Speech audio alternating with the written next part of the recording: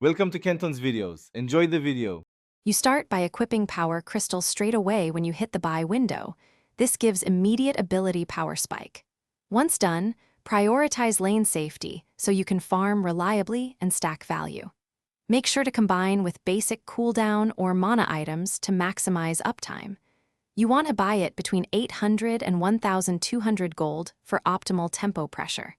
If you play a mage, focus on last hitting and short trades to exploit the damage increase while avoiding risky all-ins. You should use Power Crystal just before your main damaging ability so the amp applies to the full spell. Once done, execute a predictable combo, quick basic attack, then the empowered skill, and finish with your follow-up ability to maximize damage output. Make sure to time it around enemy cooldowns and summoner spells to avoid waste. If enemies engage, reposition first. The crystal is best used as a pre-burst enhancer rather than a panic button during crowd control. You finish the sequence by transitioning Power Crystal into a late-game core or selling it when high-tier items become available.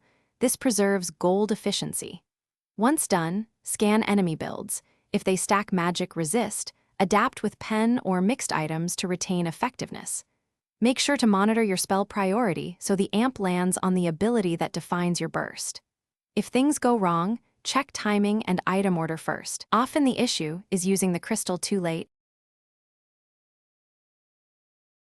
Thanks for watching. Consider subscribing if we helped you.